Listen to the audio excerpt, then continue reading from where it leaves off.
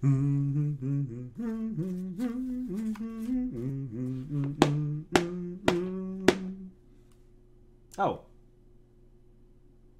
Hi. Anyway, hello. My name is Oscar Fire, and that was a really smooth toss and catch, all things considered. Oh, sorry, surprised myself. I tossed it on a whim and then caught it, even though my typical habit, well, not my typical habit, actually. I've gotten really pretty good at being coordinated, doing that sort of thing. But the odds of me batting the book halfway across the room were higher than 20%. I will tell you that right now. Anyway, hello, my name is Oscar Fire. I am currently wearing my headphones. I don't need to be doing that. I also need to replace them. If you don't notice, they're a little bit damaged. My headphone cord got caught in my sleeve. That's delightful. And welcome to another book review as we talk about the Druid of Shannara. I don't know why I'm waving that around. No idea what this cover is. No idea what it has to do with anything. It has nothing to do with anything in the book, actually. It's just a completely random cover. I don't know why it exists. I don't know. I mean, it's a cool cover. It looks like it has something to do with, like, druids or something. I mean, just kind of looking at it. I mean, sorry, the light kind of reflects it. I wonder if I change. I wonder if I cycled it to more of a yellowish. Doesn't really help. Anyway, all right, but yeah, the Druid of Shannara, though, I finally finished reading it. Took me a little while. I got really, between being sick and thus not being at work and thus not reading at work, and Endwalker completely dominating my brain, it took me a little bit longer to get through this book than it otherwise would have. That, and of all the Shannara books I've read so far, this one was actually the least engaging. I was actually really surprised by that. Granted, I only vaguely remember this book in the first place. I probably have the weakest memories of this one and the Talismans of Shannara from this series. I'm not sure why. I don't know. I guess they just didn't make as much of an impact on me. I like the series overall, but those two books, I just don't remember how they actually resolved. So we're on an adventure right now because I'm literally like operating on this.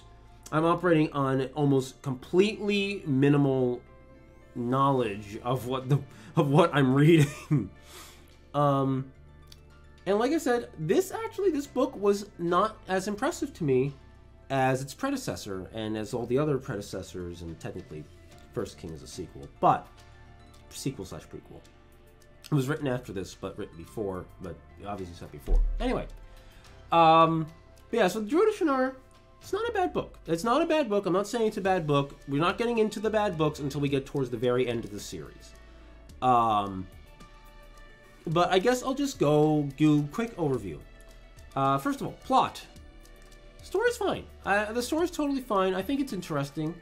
It feels a little out of nowhere, realistically, given that there's this there's this overarching plot about the shadow and threatening the Four Lands. The fact that the story's like, oh, by the way, there's also this spirit guy, Old Belk, the Stone King, the King of the Silver River, not literally brother, but, you know, same kind of being. The King of the Silver River, that's like really far away off in the northeastern part of Shannara. You should probably deal with that. For northeastern part of the Four Lands, I should say. It feels a little random. You know, it doesn't, because the threat of Old Belk does not feel as immediate. Now, granted, it is a threat, but it doesn't feel immediate enough to, like, be I'm still holding the book, to be, like, not even urgent, because it kind of is an urgent threat when you think about it, but it's like it doesn't fit in with the rest of the narrative as well, I think. You know? I remember distinctly that the elf Queen of Shannara feels far more narratively relevant than Druid does here. That being said, though, it was a very enjoyable journey. I like the way it takes us like in different places, farther away, and from far away from the Four Lands that we know, and to you know, like isolated regions, far off isolated regions. I think it's cool. And while I was reading the book, I was actually reminded of one of my biggest problems, the Voyage of the Gerald Shannara. And that is the introduction of airships. In the Voyage of the Gerald Shannara, of course, we get introduced to airships. And while airships don't become common travel for another couple of series, I've always found that airships kind of spoiled the adventure a little bit. Because they take away from the exploration aspect. They take away from the exploration of the story, from journeying through a strange land and wondering, you know, journeying even through familiar lands and seeing what you encounter. Airships take away from that. And, I mean, it's not necessarily a bad thing. From a narrative point of view, it makes it easier to reuse the four lands as a setting, but it also makes the four lands feel small. Kind of like the way air travel makes the planet Earth feel a little small sometimes. You know, in real life. You know, it makes the... In a fantasy book, that's not really a good thing. You want the world to feel expansive, and you want it to feel big, and you want it to feel like there's always another adventure around the corner. And that gets taken away when you get rid of that. But the overland travel here in this book is very much like... It does feel like a grand adventure, though it is very dark. It's a very dark adventure. You know, entering a barren land completely devoid of most life. You know, it feels a little oppressive, and I think that also slowed me down when it came to reading it, because it kind of drags you down because it feels so oppressive. It kind of drags you down a little bit. You know, you don't feel like super positive coming out of the book. Well, you do feel super positive coming out of the book, but going into the weeds of the book, it feels like sometimes you don't always want to continue because it kind of drags you down a little bit. I guess moving on from there, I'll talk about the characters for a little bit. Again, I'm not gonna make this like a long, deep review. That comes from ending the series. So 2 more books to go, and we're not there yet at all. So first things first, Walker Bow. Walker Bow is in a contest with like Rianne Omsford, who is my favorite Druid of all time. I have to reread all the books, you know, that these various characters appear in to kind of like make my final decision. But Walker Bow is easily one of my favorite Druids. I very much enjoy his conflict with, you know, with what he's been tasked to do with Al-Anon, and yet like the way it kind of pans out and the way he kind of loses his arm and everything. I think it's all very compelling. He's easily one of the most compelling characters of this book series. And I enjoy his presence in this. I enjoy his presence in this one. It's very calm. He's a very stabilizing force in this little adventuring party that heads to Eldwist. Morgan Leah. Again, Morgan, one of my favorite Leahs. Possibly my favorite Leah. You know, even though he, you know, he's brash, he's hot-headed, but he's a fun character to have around. And he's a very reliable character, and I very much enjoy that aspect of him, because it makes him feel very... In a book that goes into a couple of very dark places sometimes, he's a stabilizing force. He's another stabilizing force like Walker Bow, but in a different sort of way. He's a much more,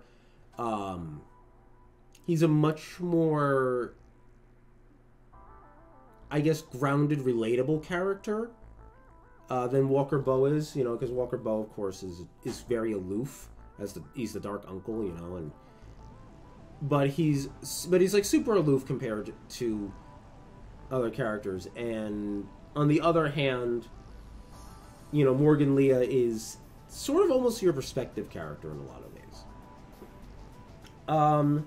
Then there's the matter of, like, say, Horner Dees. Horner Dees is the old tracker from Rambling Steep, and I like him. Again, I feel like he's a character that could have stood up and fleshed out a tiny bit more. Not necessarily fleshed out, but like he could have had more screen presence, I think, as it were, in the story just because I liked the character and I wanted to see more of him. And it just felt a little bit it just felt a little bit he just could have been there more, basically. I very much like towards the end when he teams up with the assassin PL to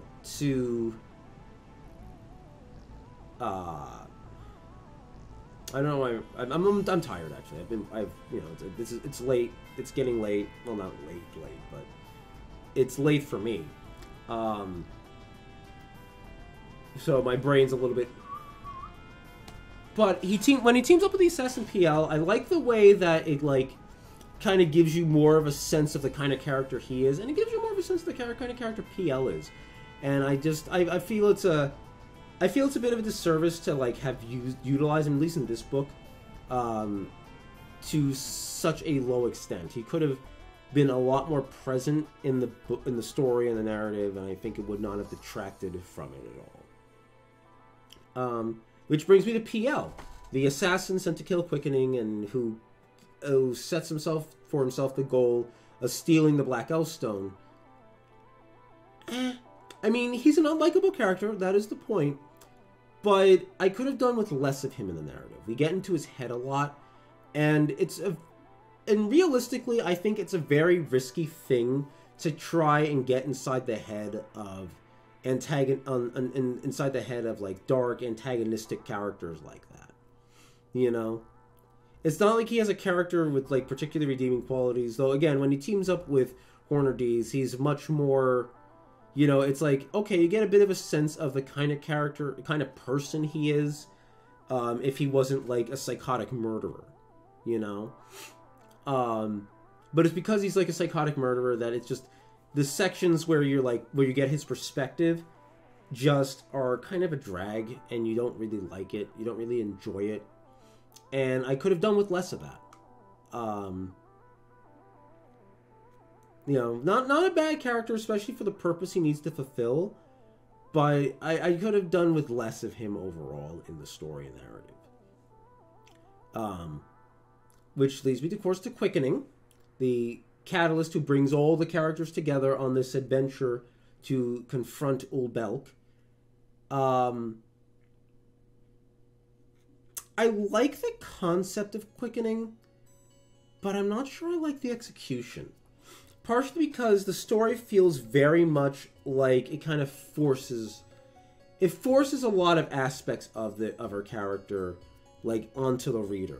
You know, she's beautiful, she's enchanting, you know, she is alluring, you know, not necessarily in a sexual way, though it is implied. But she's not necessarily like but she's not necessarily alluring and enchanting because she's she's like a sexual enchantress or anything. It's more just a natural consequence of the fact that she's a creature of magic. But the negative consequence of this is that it's like she doesn't feel like she doesn't naturally grow, I think, on the reader. Which, I mean, almost could be considered intentional because that's the kind of character she also is. It's like her hold that she has on her party, on her protectors, on Morgan and Walker and PL and Horner, is not a natural hold that she has on them. You know, she's, you know, it's in fact her very unnatural, uncanny aspects that make her kind of like that you know, that define her. But at the same time, I would have liked there to be a little more naturalness to her development, especially her romance with Morgan. At the end of the day, I think this is actually, except for like some of the later romances, this is easily one of the weakest romantic couplings in the entirety of the Shannara saga. Because it's forced. It feels very forced. I don't ever get the sense and the feeling that Morgan and Quickening actually love each other. It feels more like the story tells me that they love each other, but I never get to feel it. I never get to experience it. You know, it's the same. You know, it's like I was telling you about how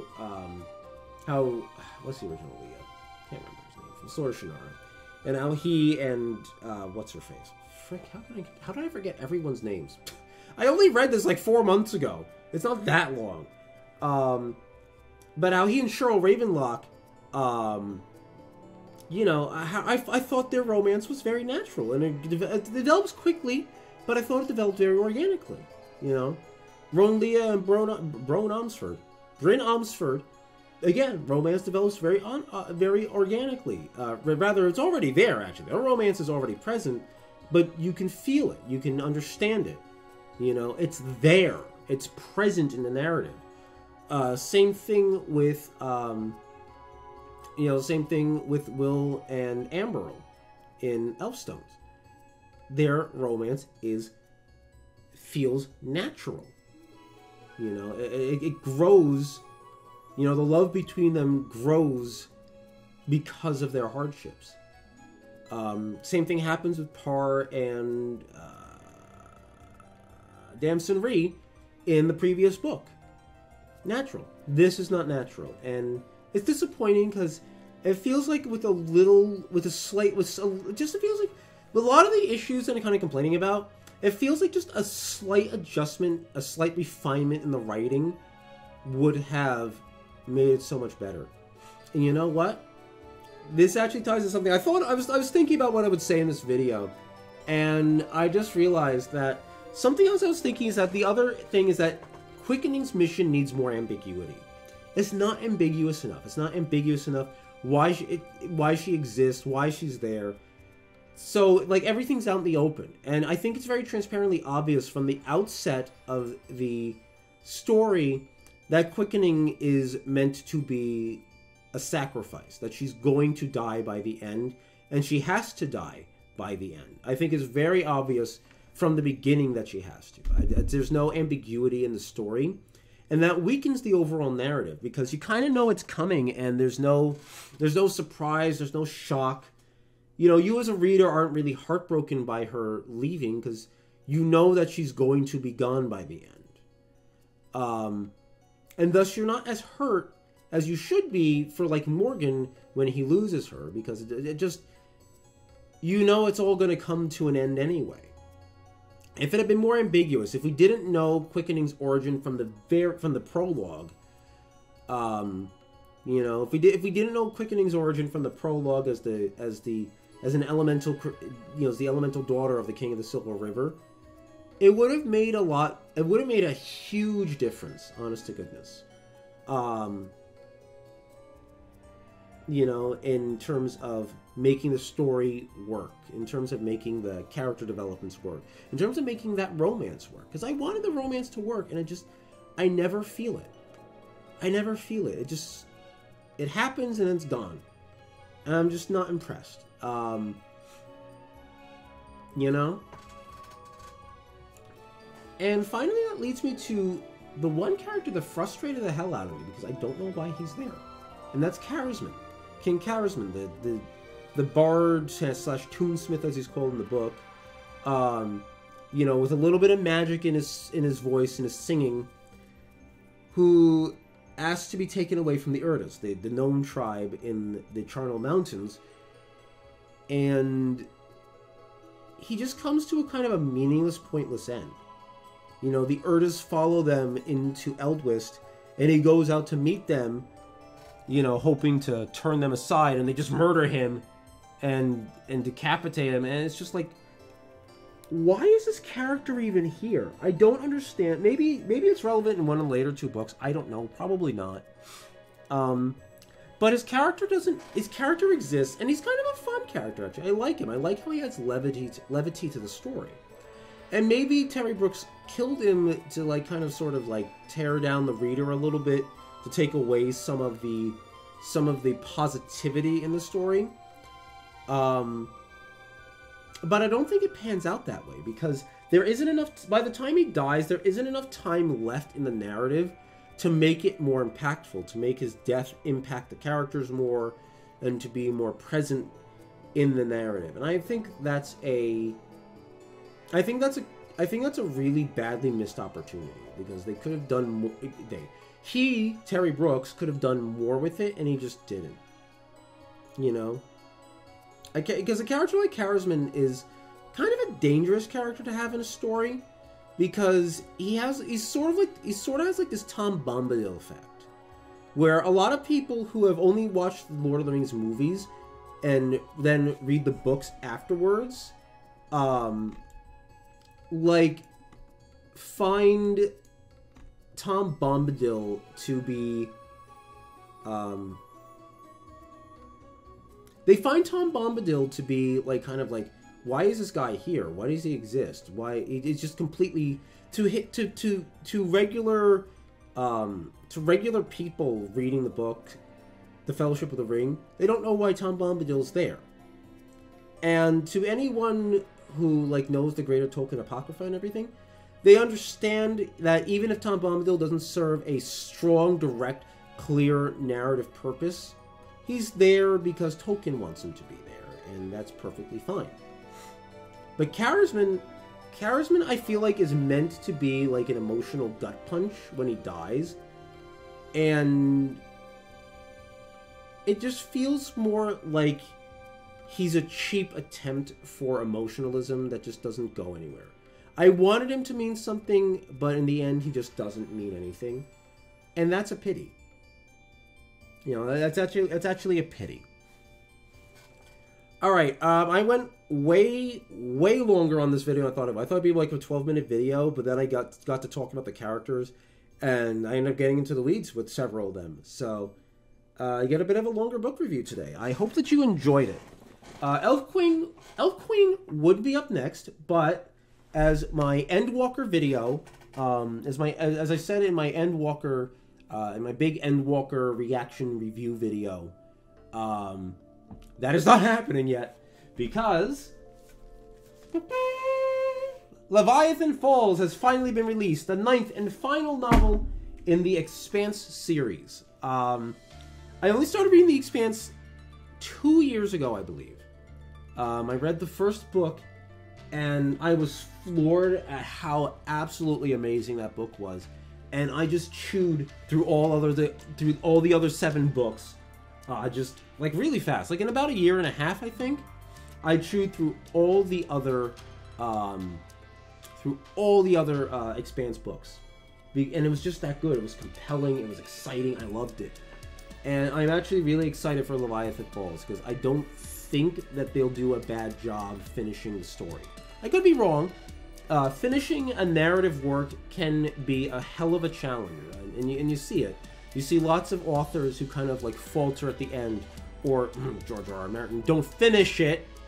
Not that I've ever actually fun fact, I never read A Song of Ice and Fire, never watched Game of Thrones. I'm not actually interested. I don't like brutal realistic fantasy, medieval fantasy.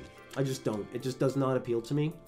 I may read it one day, but it is low on the list. It is not something that I'm going to get to anytime soon because I'm not interested. But that being said, Leviathan Falls, on the other hand, I am 100% looking forward to reading it. I know I've never reviewed any of the other books on the channel, but I do absolutely intend on reviewing the series as a whole when I'm done. It's funny because it's made such an impact on me that I remember lots and lots of details. I don't remember it all. I definitely have forgotten a lot of details out of like Caliban's War, the second book. But overall, I know a lot, so I think that I can still do a respectable series-wide review of The Expanse when I'm done reading the book. So look forward to that because that will be my next book review. Thank you for watching. Again, long video, was not intended to be 25 minutes. Oopsie. Well, I've been recording for 25 minutes. It'll be about that length when I'm done. But I hope you enjoyed it. If you did, leave a like. Please leave a comment below with your reaction. If there's anything you noted about my observations when reviewing Druid, I'd be interested to know them. Be sure to check out my Twitch channel, of course. Still trying to stream over there. A real wrench got between Endwalker and getting sick. A real wrench got thrown in the works in terms of consistency. And generally speaking, my consistency has also always been a kind of a little hit and miss thanks to work. Trying to get back into the swing of things though. So please look forward to that as well. Please check out the channel. Yeah, and I'll be back. I'm not sure. The Expanse review will probably be my next video, but if I have any ideas or thoughts or just anything I want to talk about, possibly related to Endwalker, actually, you can expect a video to appear before that. So, once again, for the 7th time, thank you for watching, and yeah, I'll catch you next time.